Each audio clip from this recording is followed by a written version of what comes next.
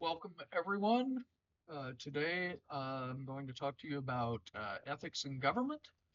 Um, so, the agenda for today in this video, number 12, is to talk about the basics of ethics. And so, I'm going to talk about the trolley problem. I'm going to talk about the principle of reciprocity. I'm going to talk about some theoretical ways of looking at ethics. I'm going to look at private trustees' codes of ethics. I don't have it listed on here, but at the end, I'm going to talk a little bit about something that's not precisely ethics, but it's how do we tell good from bad government? And so this is from Aristotle, who set out a listing of types of government and based on who rules and then whether the ruler is good or bad. And so it's really related to ethics. Um, and it will be really useful to us both in looking at ethics later and in looking at some other things about ethics later. So this seemed like a good place to put it. Video 13 coming up will be about congressional ethics. And I'll go over both congressional ethics rules and procedures and a comparison back to the private sector ethics and talking about some of the other theories of ethics. So that's what we're doing. We're also working through this towards the final video of the class is going to be about ethics and the citizen. I'll talk about voting, but I'll also talk about some other things. So we'll end up at the end of the class saying, how does this apply to us as citizens? Um, and so that's in our relationship with government. But also the other thing you're going to get out of this is we're going to see a lot about ethics that can apply in our lives even generally, even aside from government. So overview for today. Uh, Basically, I already went through this, but the purpose and expectations are actually going to be where I start. And then when I get to government officials as trustees at the end, which is actually going to be the topic when I go with congressional ethics, executive ethics, and judicial ethics, I'm going to be comparing those uh, government ethics to these private trustees. And one thing I'll ask there, especially, is just following the law enough? Or does that actually fall short of truly good ethics for government officials? So, purposes and expectations. Um, this course is listed under state requirements as one that is supposed to cover ethics. Each semester, we evaluate student performance in a core objective. This spring, they're evaluating personal responsibility using a rubric for ethical reasoning. I'm supposed to review this rubric as I planned my course for this spring.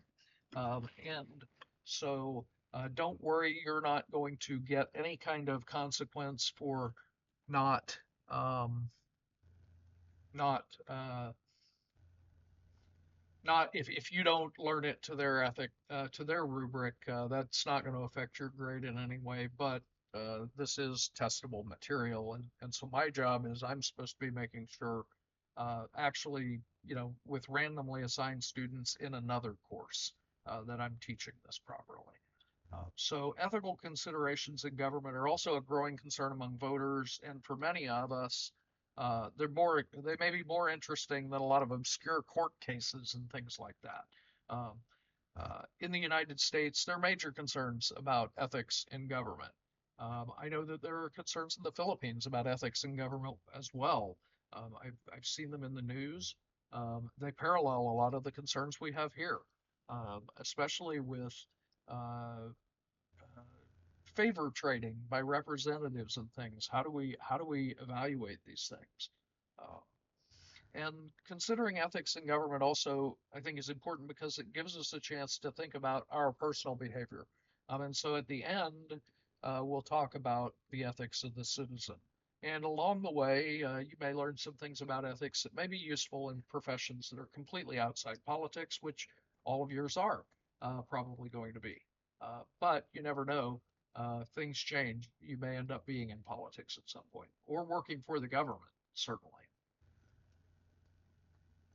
So, expectations. I want you to understand I am not an ethicist, a philosophy, or a political theorist, also known as a political philosopher. Uh, I am exploring this topic uh, from the view of a professor for the first time this semester. And it's been a while since I did a lot of reading. I had some undergraduate philosophy classes some time back, so I don't necessarily always have the right answers, but that's appropriate for this course. Questions and suggestions are what I hope to raise. If I express an opinion, and it's pure opinion, you can definitely disagree. If it's something that I've given you references for and you want to disagree, the appropriate thing is to go read the reference. And then if you have questions about it, we can talk about it. But I'm not giving you bad references. I am giving you real references. But if we have an opinion difference, this is not. So on the one hand, there are some right or wrong answers probably in ethics. I'm not an ethical relativist, which we will talk about today. Um, but uh, some ethical things are still matters of opinion. We can disagree on how we get to the right answer or what the right answer is. Uh, there will be a few terms and concepts you should learn, and I'm giving you real definitions. So everything here that I give you as a definition or a concept are things that are correct and that you should learn. Some of the actual opinion stuff we can disagree on. Since it's not a live class, we don't get the chance to actually do that. But realize my main purpose here is to start you thinking about these things and give you a place to get started. If it was feasible to test this, the way I would like is I would ask you to think through your opinions and submit them in writing. Um, this doesn't really fit into the course structure, except maybe a little bit. You'll be able to do this as one paragraph in each of your journals. You'll be able to hit each of these topics at least once in each journal assignment. Um, but it's not going to be extensive. That's a paragraph. If I really wanted to test this, it would be more than that. But it would also be a whole course, Ethics and the Citizen. And this is just 4 lectures. 5 lectures in one course. So I am going to ask you to remember some key concepts that we discuss and a few technical details that are on the slides. Um, um, and those will be on the exams. Uh, you'll do a little bit of short writing for your journals, and so those hopefully will be good, and hopefully you'll be able to apply a little bit of critical thinking on those. You might even want to make your journal entry thinking about a particular ethical problem. Uh, so anyway, I actually think that the exam questions you're going to get for this are actually going to be easier than a lot of exam questions, although you may have to memorize a little bit of ethics jargon, but I still think it'll be fairly worthwhile and fairly easy. Um, so I'm going to start with the trolley problem. A lot of you may have heard of the trolley problem before. The setup for the trolley problem is you're the guy at this switch, and you're not a mad scientist or something. You're an innocent bystander who sees that there's this horrible problem. There are 5 people strapped to the trolley tracks here, and one person strapped to the trolley tracks here, and the trolley is heading towards the 5 people. If you do nothing, the guy here is going to be fine, but these 5 people are going to die. The trolley is going to hit them and they're not going to survive. Uh, you don't have time to go untie these 5 people or cut them loose. You don't have time to come cut this person loose. The only thing you have time to do is there's a switch right here, and you can switch the trolley to go kill the one person instead of killing the 5 people. So the trolley problem is what's the right thing to do? So one option is you just count. You pick the greatest good for the greatest number. So the greatest good for the greatest number, you just count. 5 people can die or one person can die. That's all that matters if all we consider is utility. Um, and so in that case, you're going to flip the switch because only one person dies if you do that. But the second question is, sins of commission versus sins of omission. That is there a difference between doing something that results in death versus not doing anything and it resulting in death? So if you're concerned about sins of commission versus sins of omission, the usual approach is that doing something that causes this one death is morally reprehensible. You've murdered this person. Allowing nature to take its course and these 5 people to die may also be bad, but it is not as bad as actively causing a death. So the idea is that sins of commission are worse than sins of omission. Uh, which answer is right? Well, there is a real tendency to think of the commission versus omission thing as being more important because of the problem of ends and means. That is, does the end of saving 5 lives that would happen if you didn't intervene justify actively killing one person? So if you say yes, then you say, well, the ends justify the means. And saying the ends justify the means is something that actually generally uh, is something that gets used as a pejorative. You think the ends justify the means. We often say that as a bad thing. Does that mean it's never right? Do the ends never justify the means, or is there some level at which they do? Um, maybe. Um, so is it possible that there's some change in numbers where this matters? So moving on for a second, um, adding government adds even more issues to that because in government, where especially we have representative government, I already talked about what government is during that separate lecture. It's the use of coercive force, and there's delegation and lack of accountability. So if we were to draw the trolley problem out for government, it wouldn't be I'm standing at the switch. It would be I'm pulling a switch in the voting booth to elect a representative.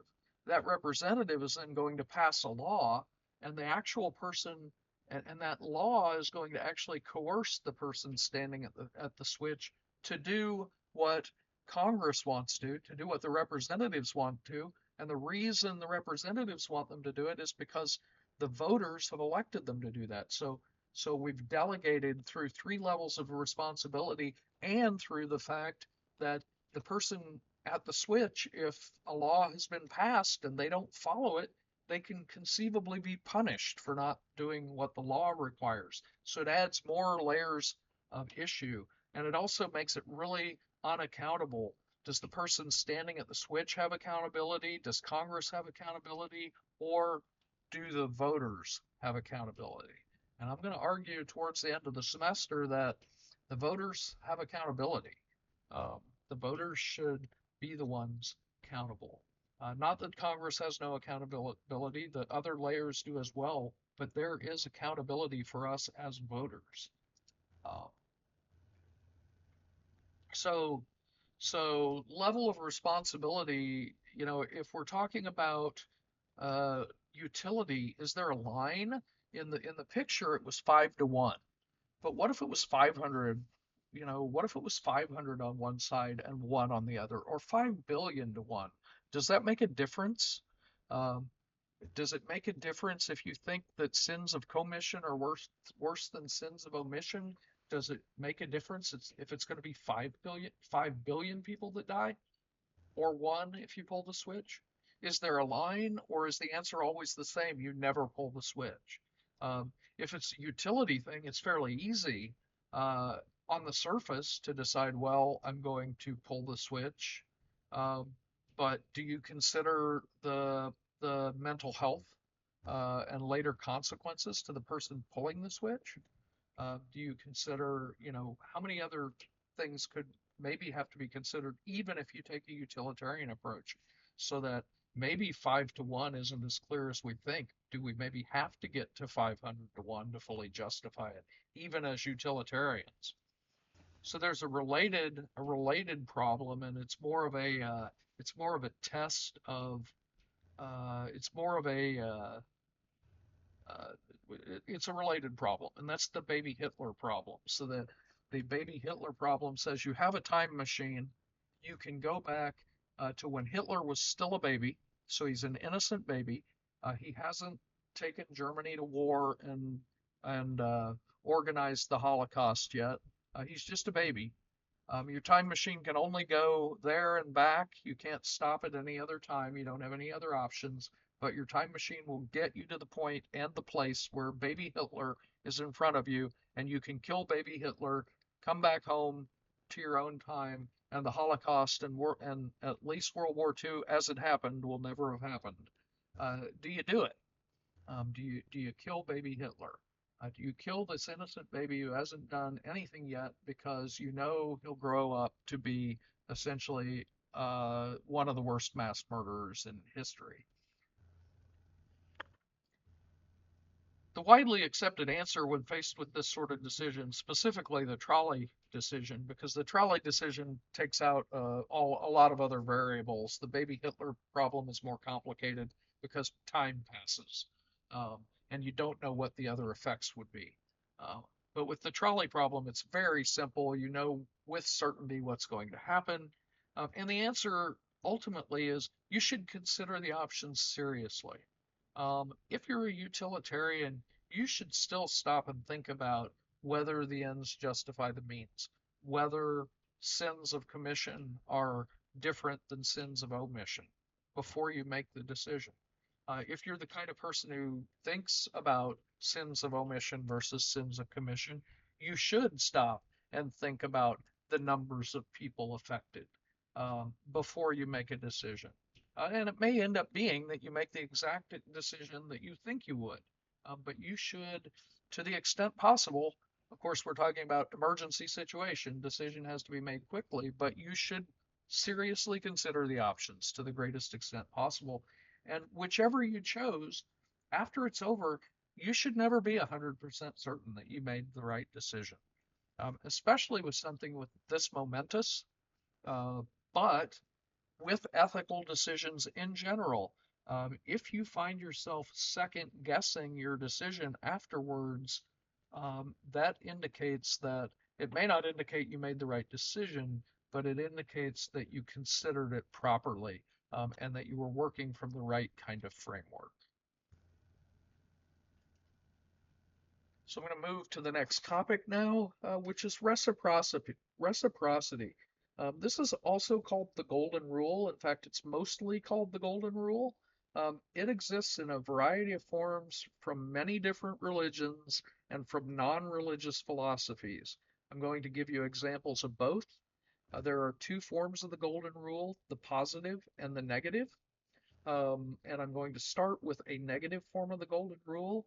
And if you are Christian, you are probably more familiar with a different form, which I will get to. But I'm going to start off with uh, a form that's attributed to the Buddha, uh, and it is hurt not others in ways that you yourself would find hurtful. Of course, the translations of this are varied a little bit, but the basic idea is if you think you would find something hurtful if someone did it to you, you shouldn't do it to somebody else. Uh, if you think it's unacceptable that someone walk up and punch you in the face, you shouldn't walk up and punch somebody else in the face. Really simple, it's reciprocity. You should treat others under the same rules that you expect to be treated. So this is a maybe religious, maybe non-religious philosophy, but it's from Buddhism. Second one, and this is religious, what is hateful to you, do not do to your neighbor. That is the whole of the Torah. All else is commentary. Go and contemplate it. So this is from the first century Jewish scholar and rabbi Hillel the Elder.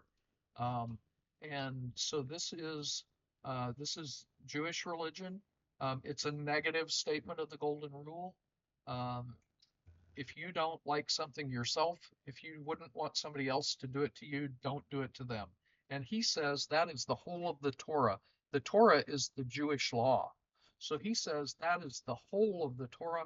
All else is commentary. And the all else is books and books and books. There are 613 mitzvahs or obligations in Jewish law. And Hillel is saying that all 613 mitzvahs and all of the commentary on them, it all boils down to what is hateful to you, do not do to your neighbor. And then he says, go and contemplate it. So here's the positive golden rule, and this is probably the one that those of you who are Christians or have Christian families have probably heard. Do unto others as you would have them do unto you. This is the King James version of the Bible, the New Testament. Jesus of Nazareth himself. Uh, he was asked. He was asked the same question that Hillel the elder was asked, and that's probably because they knew each other because he was a first century Jewish rabbi um, who studied in the temple where Hillel was one of the senior rabbis.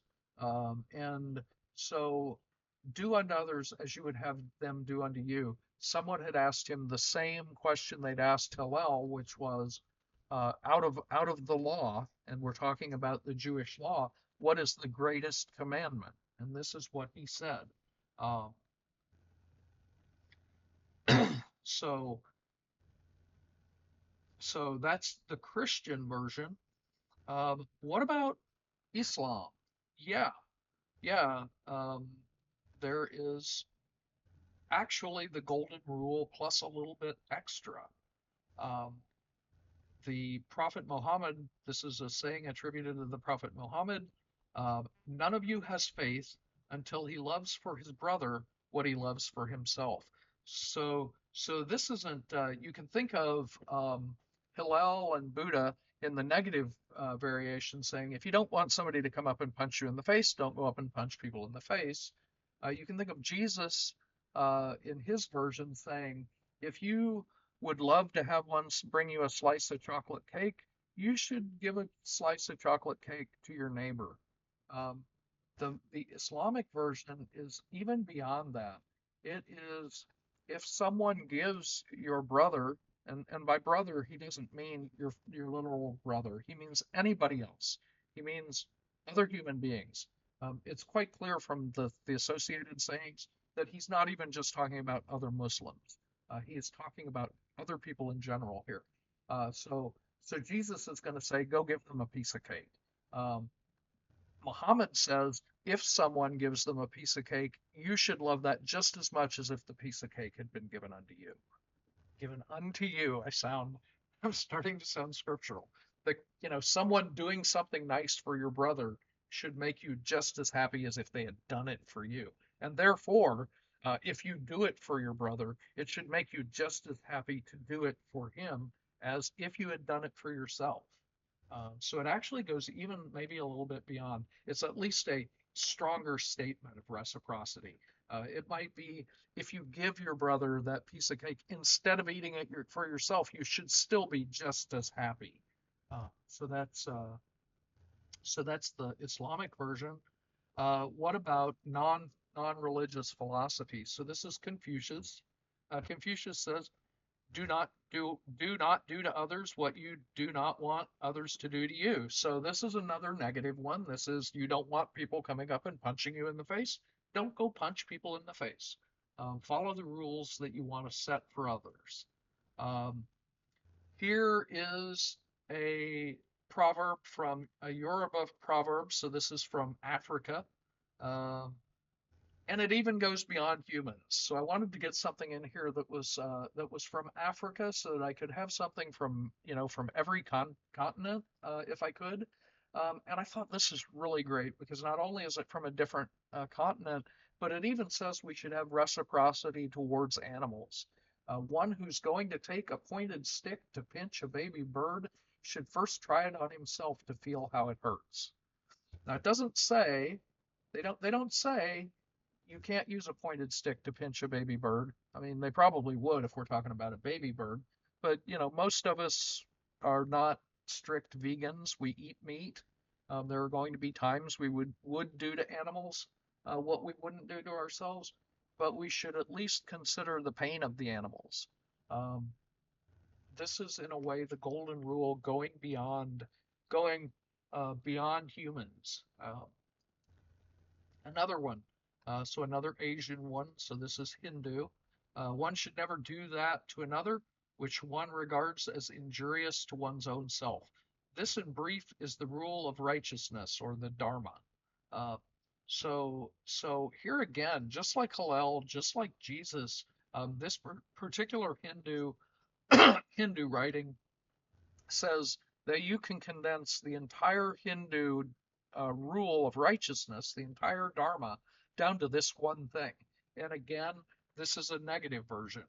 You don't do to somebody else something that you would consider injurious if they did it to you. If it would hurt you, you don't do it to others. That's the negative version.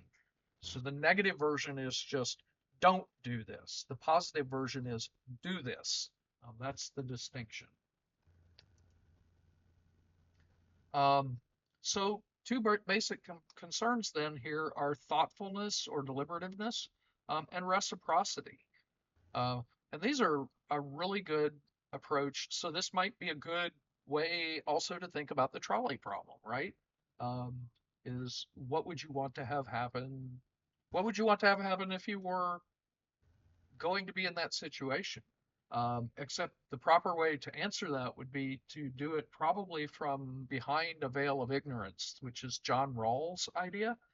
So you would decide for yourself, if I was going to be in that situation where I was tied to the tracks, but I don't know if I'm going to be on the side with five or I'm going to be on the side with one.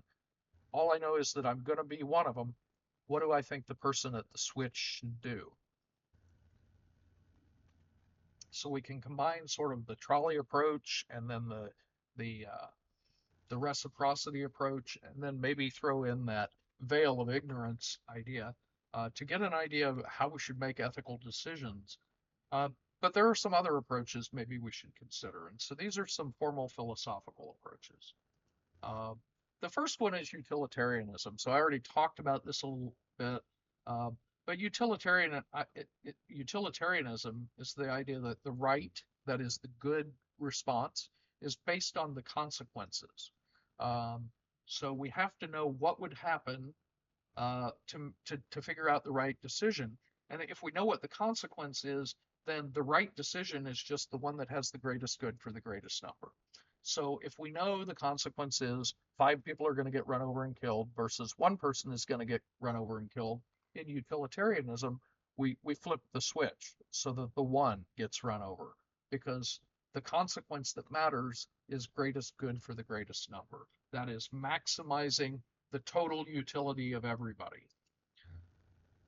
But what's the problem with this? Well, as I said, it's a problem of means versus ends.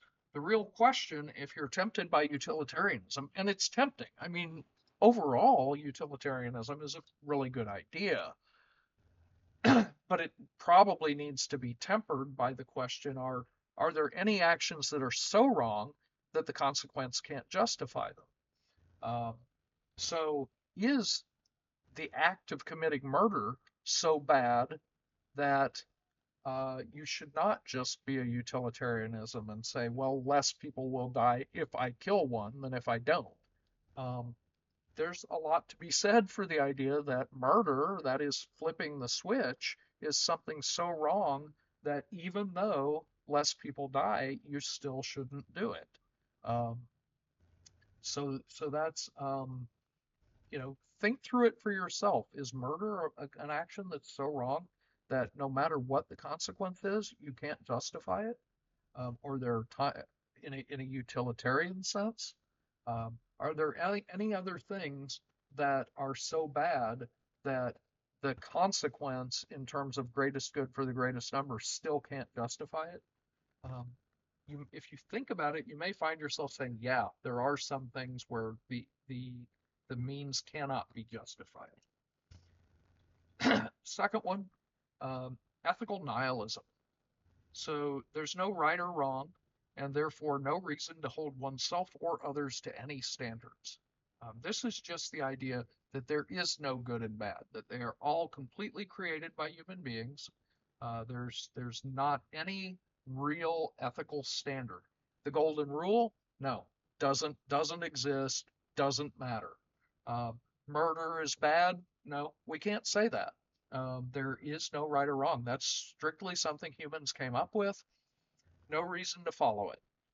No reason to follow it yourself, and no reason to expect others to follow it. This is ethical anarchy. Um, and unlike political anarchy, which philosophically may be tenable, ethical anarchy is a lot harder to justify because this just means absolute free for all.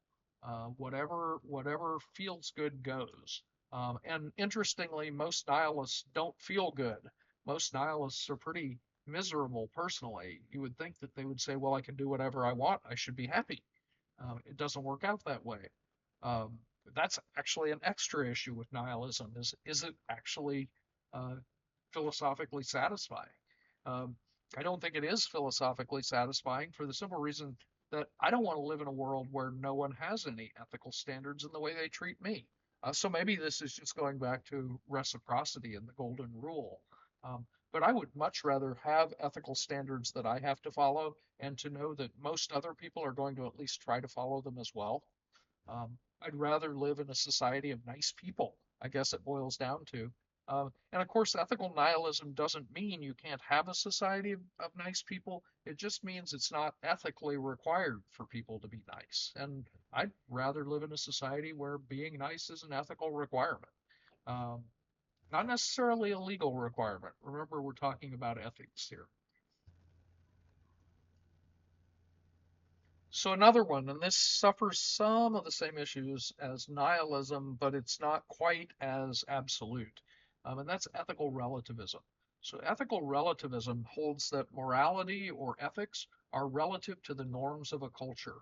And so what's considered right and wrong depends entirely on the society in which the action occurs. And if you follow ethical relativism totally, then this includes both time and space. So what was right and wrong in Georgia in the United States, which was a slave state in 1840, which was 25 years before the slaves were emancipated, in that society, slavery was right. Don't quote me and leave out the "in that society." First of all, I do not believe in this, and secondly, I do not believe in the part of that that says it was right. I don't think it was ever right. That's the major problem with this. Is there are some things that are just wrong. Now, is there a grain of truth to this? Yeah, the grain of truth is that when we're dealing with people of other cultures, um, we can come to the conclusion philosophically and morally that what they're doing is wrong. But if it is accepted by the norms of their culture, we should also give them a little bit of benefit of the doubt. It doesn't mean that they are consciously, purposely bad people. It means they're doing the best possible. And we disagree with what's the best. And we can absolutely, though, still say that slavery is wrong. Slavery is wrong now and has always been wrong. We can say that. We can say that with certainty if we're not ethical relativists. Ethical relativists cannot say that.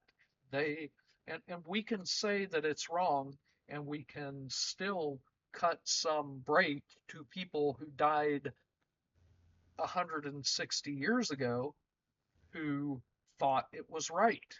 We can still not completely, we can condemn the slavery, but we can accept that they were working with a different cultural environment and they made the decision they thought was right. That's a different thing than ethical relativism, which just says right and wrong, totally a matter of the culture, totally a matter of the time and place. We can't make judgments about them. So slavery, one example. Another one might be murder. Um, so the issues the issues with ethical relativism, to get a little more specific, the first one is if you want to build an ethical society, how is this any more useful than ethical nihilism? If we say that everything is a matter of the society at the time, then if your purpose is to build the most ethical society, well, what's the most ethical society? It's the one that you already live in. You can't improve it. You're already there because by definition, everything is relative. So if you live in the society that has slavery and you want it gone, you're actually, under ethical relativism, you're actually talking about making the society less ethical, except that if you succeed and slavery gets to not be accepted, then that society's equally ethical.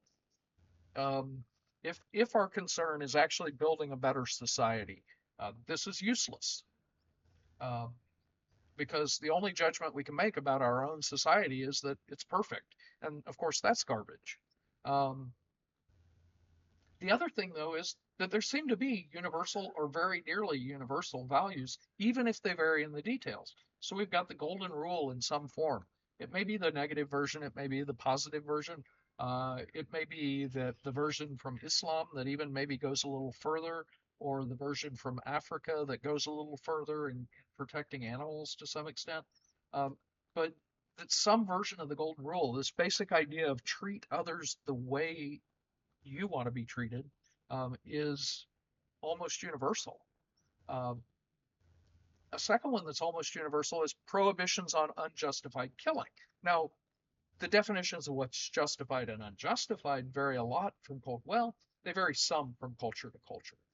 The biggest one is that in most societies throughout history, the prohibitions on unjustified killing have been prohibitions on killing anybody in your own society.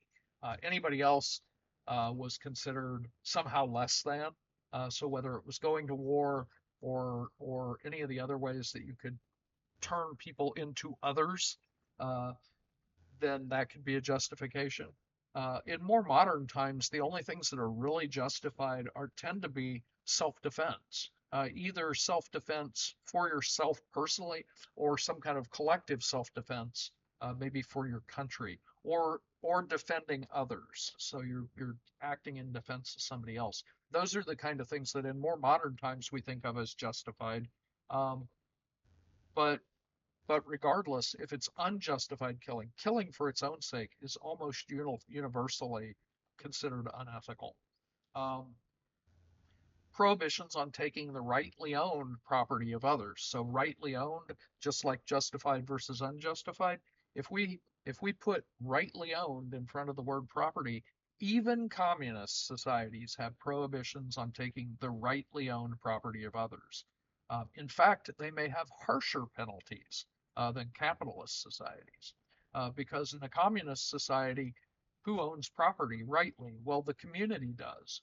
If you take more than your fair share, you can be punished for that in a communist society.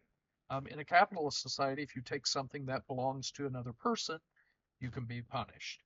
In almost every society, you can be punished for taking something that doesn't belong to you. The question is how we define who owns things. What is rightly owned property? Uh, but as long as we're talking about rightly owned property, theft is a universal or nearly universal value. That is prohibiting theft. Um, so so these are some examples, and ethical relativism can't explain why there are things that are ethically almost universally considered right and wrong. And then the last thing, and I've kind of covered this, how can we condemn past wrongs of our own society, or how can we improve our society now? If we think that the only ethical standards that matter are those of the culture. Um, if abolitionists before the United States Civil War had accepted ethical relativism, we'd still have slavery. In 1910, there were very few places in the world where women were able to vote. A couple of states in the United States and a couple of countries allowed women to vote. The US as a whole and most democracies did not allow women to vote. Um, if we if they had just stagnated there and stayed with the voting standards they had in 1910, and then women would still not be able to vote because they would have been accepted as correct under ethical relativism. Um, in 1500, There were lots of horrendous punishments used: torture, iron maidens, drawing and quartering people, which was attaching each arm and each leg to a different horse with a rope, and then making the horses run in different directions. The rack, where people were uh, put on a device where their arms and legs were tied up, and they were pulled by a machine, slowly uh, ripped apart by a machine. Um, all of these horrendous things that were acceptable in 1500. If we judge them under ethical relativism, we have to say, yeah, it's fine. It's fine. It was always fine. It's fine. And we'd still be doing it because the people of the time and all the time that's passed since then, where we've stopped doing these horrendous things, would never have said, no, it's bad. We should stop doing it. So uh, ethical relativism in some ways has even more problems than nihilism, because the people who propose ethical relativism are actually trying to propose a standard that they think would be a good thing. And yet it doesn't really have any more, it doesn't have any more ability to tell us what good is uh, than nihilism. All right, so moving out of the theoretical into some practical stuff. Um, A major concept in ethical standards for government officials is that they are not acting in their own interests. They are trustees of the people. So they're not supposed to be treating the government's property and the laws and things as their personal ways to achieve wealth and power. They're supposed to be acting in the interests of the people they represent. Um, so we have a we have something kind of convenient here, which is that there's a really good, well-developed set of ethical standards for private trustees. So that is people in the private sector who do this same thing. They act as the trustees of other people. And what do I mean by the trustees? Well, they're looking out for the other people's interest and not their own. So, for example, in the private sector, lawyers, physicians, uh, boards of directors of corporations, financial advisors, real estate agents. I'm not sure what real estate agents are called in the Philippines. I know in Britain they just call them estate agents. Uh, Many others have a responsibility it's called fiduciary. So they have this fiduciary towards these people. It requires them to set aside their own self-interest and act in the best interest of their clients. Uh, Physicians are often left out of this group, but I included them because all of these others may be responsible for your business interests and your property, but physicians are actually responsible for your life and health. So they definitely belong here, and they do have their own set of code of ethics. It's not called fiduciary, but they have their own parallel set of code of ethics. So all these private sector people take responsibility for other people's property and life and health, and they have requirements to how they're supposed to do that. And I'm going to talk about the financial ones now. So these are the private trustees who have they may have control of your property, or they may just be advising you on your business interests.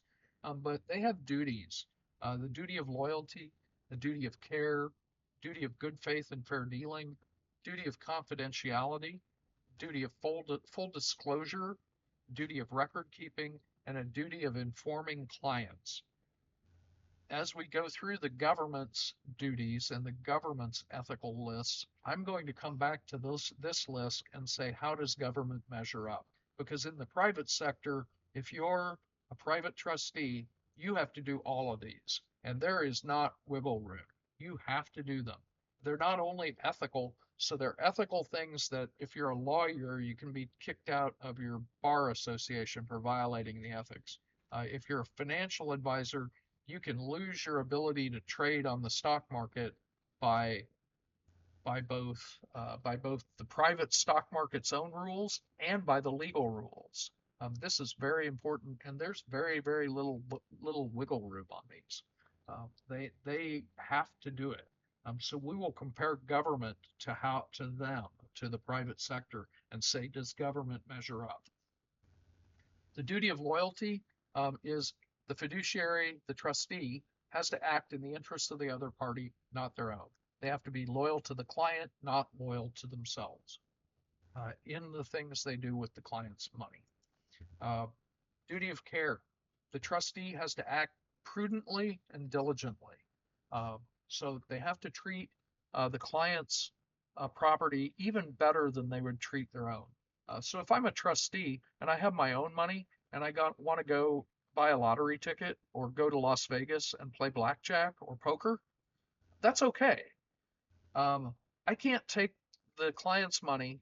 I can't take the client's money and do those same things, even if I intend to give the winnings back to the client. It's just not allowable because it's not prudent. It's not diligent. I can invest the client's money properly in the stock market or the bond market or mutual funds, proper, diligent, prudent things to increase the client's money. But even if I think I'm willing to take a risk at the blackjack table with my own money, I can't go down on behalf of the client and take their money and do the same thing.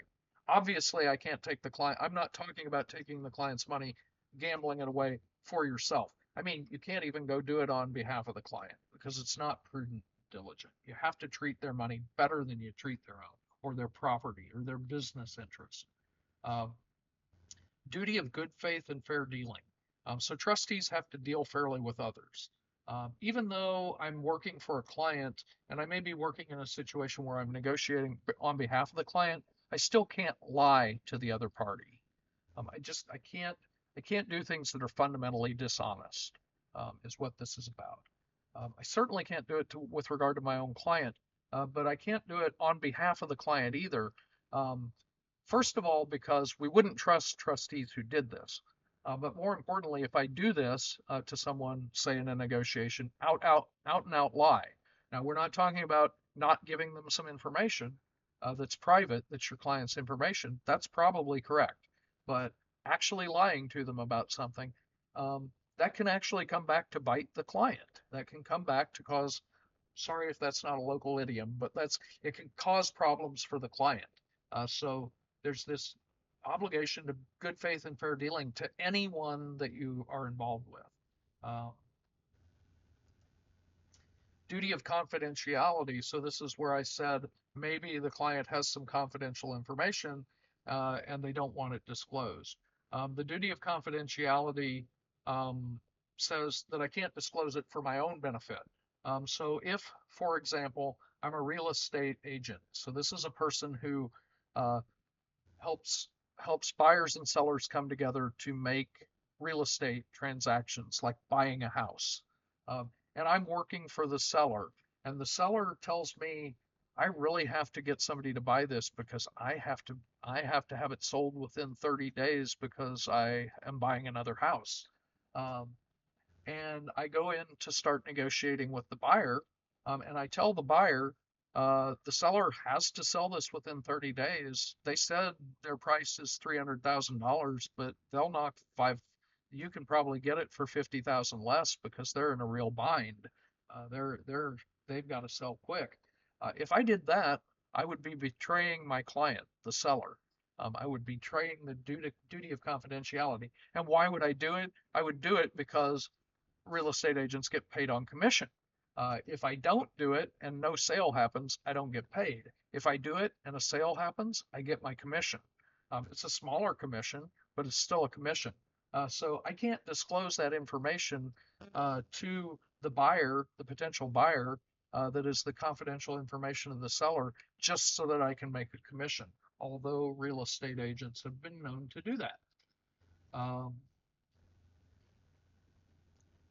they're specifically in the National Association of Realtors in the United States. It's specifically that's one situation that is specifically not allowed for real estate agents, uh, at least real estate agents who are realtors. So there's a duty of full disclosure. The duty of full disclosure is that fiduciaries, trustees, have to disclose any conflicts of interest. So if I have any conflict of interest that would conflict with what the client's best interest, I have to tell them about it. Does that mean that I can't continue to serve them? That they can't continue to be my client? No. They just have to know about it so that we can work out how we're going to handle it, so we can make sure that it's handled properly. But I do have a responsibility to tell them if I have a conflict of interest. So that the decision then is theirs to make. Record keeping. Trustees have to keep true and complete records of the other party's money and property. This is one that governments are actually really, really, really good at. They're really good at keeping records of our money and property. Um, but yeah, this is one we're not going to have a whole lot of question about. Um, Informing clients. Trustees or fiduciaries have to immediately inform clients when problems arise. So going back to that real estate transaction, if I'm working as a broker and I'm working for the buyer, and there's a thing in the United States called a title search, which is where, and title insurance, where a company goes through and checks all the records on the property to make sure that really that it actually belongs to the seller and that there won't be any future questions about who owns it. Um, and sometimes you'll find past errors. And when you find past errors, they have to be fixed. And most of the time, I sold real estate for quite a while. Most of the time, in my experience, they were able to be fixed in almost all cases. Sometimes they were able to be fixed before the closing was ever scheduled, the closing where the transaction actually takes place. In other cases, the closing had to be postponed for 4 weeks, 6 weeks, sometimes a little longer. Uh, as a real estate agent, when I found out one of those problems had been discovered, I had to immediately tell the buyer about it if I was the buyer's agent. Um, I had to immediately tell them about it. That could be a real problem because it might turn out we might have the problem solved the next day, but the buyer might go absolutely nuts thinking it's not going to be solved. I give them all the information available, including the fact that in my experience, this takes 2 or 3 days to solve, but still the worst case scenarios are running through their heads and they can get really upset about it. But the fact is, they're the client. They deserve to know what's going on. And so there's an informing client's duty that private trustees have to do. This is one where the government is going to fall down on the job horribly compared to private trustees. Um, so there are occasions where some of these may reasonably not apply. So that deal with immediately informing the client, well, that should mean if it was to be applied consistently with government officials, then that would mean that national security officials like uh, like people from the Central Intelligence Agency would have to immediately inform the general public about everything that was going on. Obviously, that's not possible, and obviously doesn't make sense to hold them to the same ethical standard.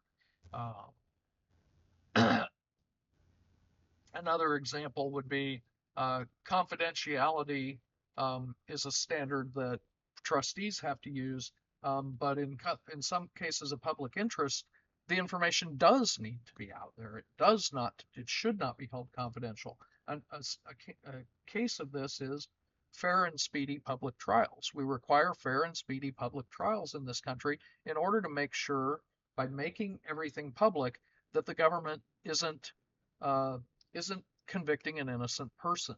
It's a huge part of our system. And so we don't allow, for example, prosecutors to keep confidential information. In fact, convictions can be thrown out if the prosecutors kept information confidential that they were required to turn over. So sometimes, because of the nature of cases, the requirements for government are different, and that's fine. I mean, that makes sense. Um, and so that's how we'll look at it. But we also want to look at it, how does their performance and how do the rules that apply to them compare to the rules that apply to these private trustees or fiduciaries? Uh, so um, the big question there is, in most cases, should government officials at least live up to the standards of the capitalist private sector? So the free market sector, the capitalist sector, comes in for a lot of criticism from people who think the government should have more power, that the government is better. Um, is it possible to make the case that the government is better if it doesn't at least live up to the standards of the capitalist private sector. Um, it would be hard, it should be hard to make a case that government is better unless it at least does as well as the private sector. That well, I'm not, but that some people claim is worse than government. And unfortunately, I think what we're going to find out as we go through the semester is that government does a worse job uh, than the private sector. And so the question then is, if government officials are not expected to live up to the standards of the capitalist free market, which only has economic power, then how can we trust them with the much more important coercive use of violent force? So we trust the capitalist free market because we know it has good ethics, but all it has is economic power. It can't use violence against you on its own. The government can. Shouldn't it have at least as much ethical responsibility as that free market economic power if it's going to have that coercive use of violent force, control of the police and prison system? So, so what are good and bad in government? Uh, Today, we tend to think of government as good the more it involves the participation, especially through voting, of larger parts of the population. That is, we consider democracy a good thing.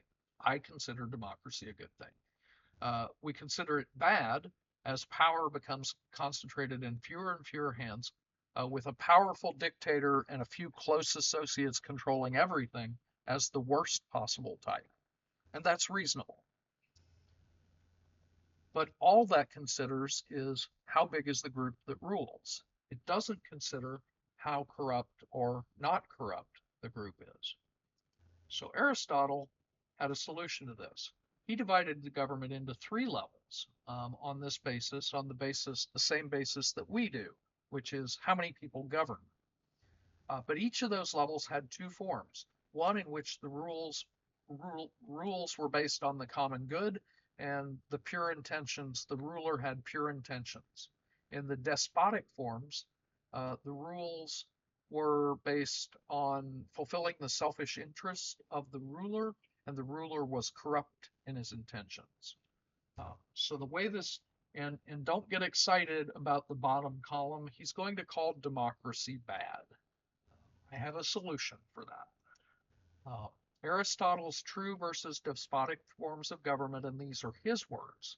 If you had one ruler acting in the common interest and true, pure intentioned, that was a monarchy.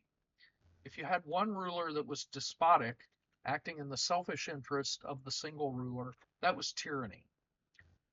If you had a few rulers, a small group, that was acting in the common interest and that was pure in their intentions, true in their intentions, that was aristocracy. But if you had the same number of rulers, despotic in their intentions, acting in their own selfish interest, that was oligarchy. What if it's many? That is everybody. So it's the society acting in the common interest of everybody, true to their intentions, considering only what's best for the whole. That's polity. I'm going to say we can call that good democracy or modern liberal democracy, polity.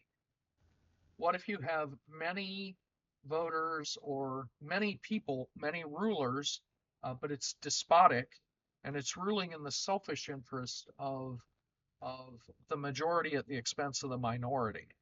Well, he called that democracy. So he was saying that polity, he didn't necessarily say that polity was bad. It wasn't his preferred mode, but he still put it in the true column. But he was afraid that polity could devolve, could degrade into democracy. In modern terms, we would say that polity, we could call it modern liberal democracy. It has protections for the rights of the minority.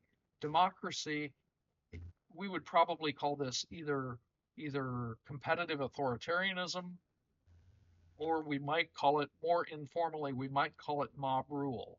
Whoever has the biggest mob wins. So when he was talking about democracy, he was thinking about whoever has the biggest mob that the biggest selfish mob wins. When he was talking about polity, he was talking about a group of people probably voting on issues, the structure of democracy, that is, the many rule, the people rule, but they did it in a proper way. Um, but the thing here is it's the intent of the rulers. Do they rule for the common interest or the selfish interest? So these lead to some questions for each ethical category. And if you want to pause this while you think about them, you can even think about them and write them down. Would not be a bad idea. I'm not going to give you bonus points for this one, though. But thinking about it, I think, would be good. Uh, how does a particular behavior, when it comes to government and ethics, how does a particular behavior contribute to maintaining the true form of the government? So one of the questions we might ask of, for example, Congress people or judges is, if they do this particular thing, does it help to maintain the true form of the government? Or does it do the next thing? Does it contribute to degrading the government, making it more despotic? And towards the end, when we ask about the ethics of citizenship, we're going to apply this to ourselves, because in democracy, we're the rulers. We do it independently through representatives, so we have to ask that about them too. But ultimately, we have to ask it about ourselves as voters and as citizens. Does what we're doing contribute to maintaining the true form, the good democracy, or does it make us contribute to degrading the democracy and making it more despotic and more like uh, competitive authoritarian system or a mob rule system? And the ultimate thing that we have to ask to get at either of these is the individual action for the common good of the person making it, or for the, I'm sorry, for the common good of the people that are ruled, or for the selfish interest of the person making it. And this is really obvious. This last one is really obvious when we come here, because with a monarch, we can say that if he is ruling in the interest of the people and not his own interest, versus a tyrant who rules in his own interest at the expense of the people, that's really easy to see. But when we get down here to good democracy versus mob rule, sometimes acting in common interest versus acting in selfish interest is a little harder to figure out. And so one of the things we'll figure out at the end of the semester is that it's something we have to think about. It's something that hopefully we'll all think about, myself included, as we vote and engage as political citizens. Uh, so related point here about constitutional government, I'm slightly digressing, but ethics is important here. Um, Constitutional government has as one of its purposes using the self-interest of groups to limit each other's side, right? The purpose is that we want to maintain the true form of constitutional government, or we want to maintain the true form of good democracy and not slide into the despotic bad democracy. And so we use the self-interest of groups within the government. So that is a little bit of a dilemma, because we do want them to be self-interested enough in the right ways that it works within constitutional government to actually keep the government as a whole in the true form. Um, Another thing to think about is, why do we think democracy is better than monarchy? And there are two reasons. One is the changing meaning of democracy. So all of the people from Aristotle up until James Madison and even beyond talked about democracy being bad, but they weren't talking about rule by the people. They were talking about that bad, corrupt, despotic democracy. They weren't talking about what we call democracy today, which, when we talk about democracy today, it's one that has checks and balances typically. It's one especially that has protections for the rights of minorities. And so it's not mob rule. It is much more like polity in Aristotle's phrase. It's much more like what James Madison called a republic than it is like the mob rule that Madison complained about. One of the U.S. founding fathers who wrote a lot on this issue was James Madison. Um, And Madison was brilliant, but it's easy to read his stuff and say, why did he hate democracy? Well, he didn't really hate democracy the way we have it organized now. The organization of democracy the way we have it now is largely based on some of his cautions about mob rule, and so I think that overall he'd be fairly. I'm not going to say he'd love the U.S. government exactly, but I think he would be much more comfortable with the kind of government that we call democracy today than he was with thinking about mob rule, Aristotle's democracy. And I think Aristotle would be more comfortable with it too. Of course, that's just opinion. That's just a guess. I don't know. But the second reason is this. Um, Another thing that we value, besides the corrupt and incorrupt forms and the common interest versus the selfish interest, is that we value human equality. Um, the way that I've heard someone put it is the primary problem of political philosophy and of political science research, both, is to figure out how we can live in a society of dignified equals, live together peacefully in a society of dignified equals. And one of the ways that has to happen is we have to have equality before the law. And if we have a monarch, and I don't mean a constitutional monarch like in the United Kingdom, I mean an absolute monarch who rules well, a good monarch who rules well, but rules absolutely, and there's no power for the people to change the law. Um, we don't have human equality. We have one master and a bunch of servants. Even if the monarch is not asking the people to serve him, even if the monarch is just the ruler. But you still have a situation where you have one master who is equal only to themselves and everybody else is inferior. And that's why uh, for Aristotle, the three good types, he thought the polity was probably the worst because he was so scared of it degrading into mob rule. What we today think is that the worst is monarchy because it degrades to tyranny and because it violates the idea of human equality. So that's why, so that was my slight digression for 5 minutes. Um, so what I want you to think about this semester, and for those of you who are not American movie buffs, this is John Wick. John Wick, and if you're not an American movie buff and you don't mind violent movies, yeah, there are 4 excellent John Wick films from Lionsgate Films. John Wick is an assassin. He's a murderer for hire. He's a retired murderer for hire um, from this fictional organized crime community called the High Table. And so John Wick is paid to commit assassinations for other people. He doesn't do it because he has anything against the people he's killing. He does it because he's getting paid to do it. It's just a job. So the question, and so for us, in defending ourselves, in defending our rights, in organized use of coercive violence, and he's using coercive violence in the service of the High Table, uh, we have an organization that engages in coercive violence on our own behalf, and that's our government. Every democracy, the government is acting as the hired, not necessarily assassin, but the hired violent hand of the people. Now it's as the of the people as a whole, but if we vote for it, we're part of that people. Um, so the question to think about this semester is who is morally more culpable? That is guilty, responsible, blameworthy.